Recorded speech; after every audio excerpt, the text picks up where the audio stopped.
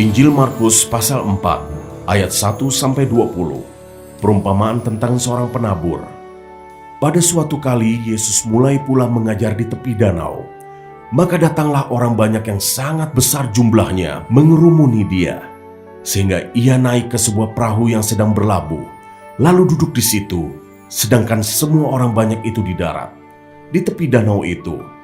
Dan ia mengajarkan banyak hal dalam perumpamaan kepada mereka. Dalam ajarannya itu ia berkata kepada mereka, "Dengarlah, adalah seorang penabur keluar untuk menabur. Pada waktu ia menabur, sebagian benih itu jatuh di pinggir jalan. Lalu datanglah burung dan memakannya sampai habis. Sebagian jatuh di tanah yang berbatu-batu, yang tidak banyak tanahnya. Lalu benih itu pun segera tumbuh, karena tanahnya tipis. Tetapi sesudah matahari terbit, layulah ia dan menjadi kering, karena tidak berakar. Sebagian lagi jatuh di tengah semak duri. Lalu makin besarlah semak itu, dan menghimpitnya sampai mati, sehingga ia tidak berbuah. Dan sebagian jatuh di tanah yang baik. Ia tumbuh dengan suburnya, dan berbuah. Hasilnya ada yang 30 kali lipat, ada yang 60 kali lipat, ada yang 100 kali lipat. Dan katanya, siapa mempunyai telinga untuk mendengar, hendaklah ia mendengar."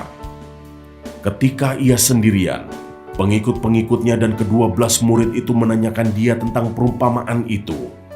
Jawabnya, "Kepadamu telah diberikan rahasia kerajaan Allah.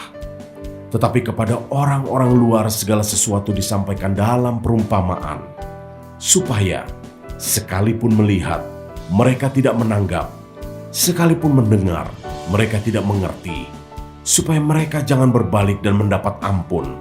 Lalu ia berkata kepada mereka, "Tidakkah kamu mengerti perumpamaan ini? Kalau demikian, bagaimana kamu dapat memahami semua perumpamaan yang lain?" Penabur itu menaburkan firman. Orang-orang yang di pinggir jalan, tempat firman itu ditaburkan, ialah mereka yang mendengar firman. Lalu datanglah iblis dan mengambil firman yang baru ditaburkan di dalam mereka. Demikian juga yang ditaburkan di tanah yang berbatu-batu, ialah orang-orang yang mendengar firman itu dan segera menerimanya dengan gembira.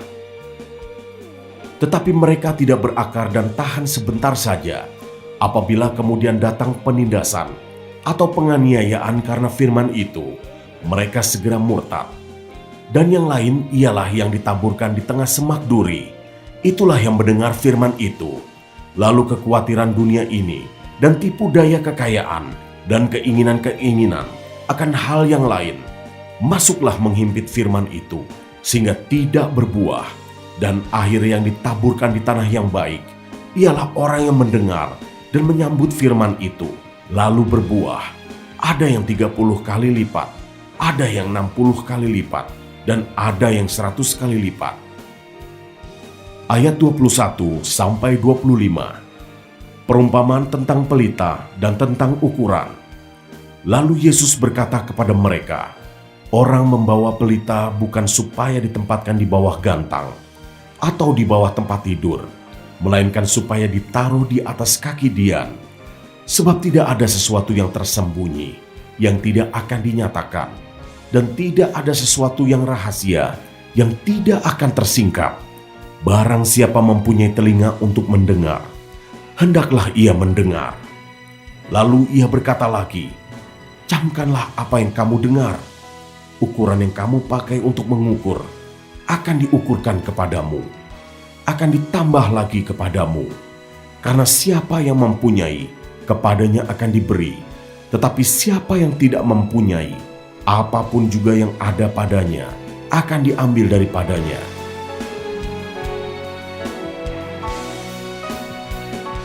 Ayat 26-29. Lalu kata Yesus, "Beginilah hal kerajaan Allah itu, seumpama orang yang menaburkan benih di tanah. Lalu pada malam hari ia tidur, dan pada siang hari ia bangun, dan benih itu mengeluarkan tunas, dan tunas itu makin tinggi. Bagaimana terjadinya tidak diketahui orang itu. Bumi dengan sendirinya mengeluarkan buah, mula-mula tangkainya, lalu bulirnya, kemudian butir-butir yang penuh isinya dalam bulir itu. Apabila buah itu sudah cukup masak, orang itu segera menyabit, sebab musim menuai sudah tiba.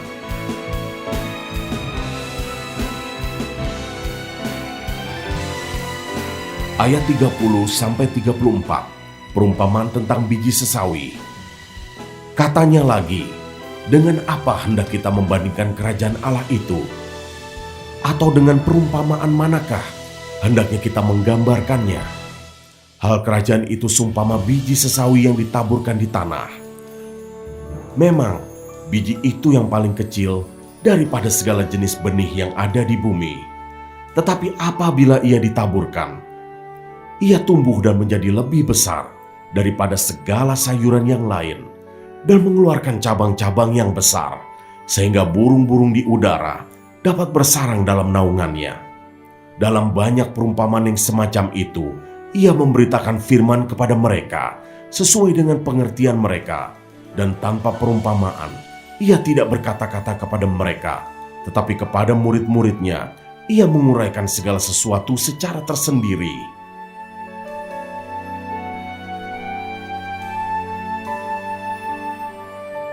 Ayat 35-41, angin ribut diredakan. Pada hari itu, waktu hari sudah petang, Yesus berkata kepada mereka, "Marilah kita bertolak ke seberang." Mereka meninggalkan orang banyak itu, lalu bertolak dan membawa Yesus beserta dengan mereka dalam perahu, di mana Yesus telah duduk, dan perahu-perahu lain juga menyertai dia. Lalu mengamuklah taufan yang sangat dahsyat, dan ombak menyembur masuk ke dalam perahu, sehingga perahu itu mulai penuh dengan air. Pada waktu itu Yesus sedang tidur di buritan, di sebuah tilam. Maka murid-muridnya membangunkan dia dan berkata kepadanya, "Guru, engkau tidak peduli kalau kita binasa?" Ia pun bangun, menghardik angin itu, dan berkata kepada danau itu, "Diam, tenanglah." Lalu angin itu reda, dan danau itu menjadi teduh sekali. Lalu ia berkata kepada mereka, "Mengapa kamu begitu takut? Mengapa kamu tidak percaya?" Mereka menjadi sangat takut dan berkata seorang kepada yang lain, "Siapa gerangan orang ini, sehingga angin dan danau pun taat kepadanya?"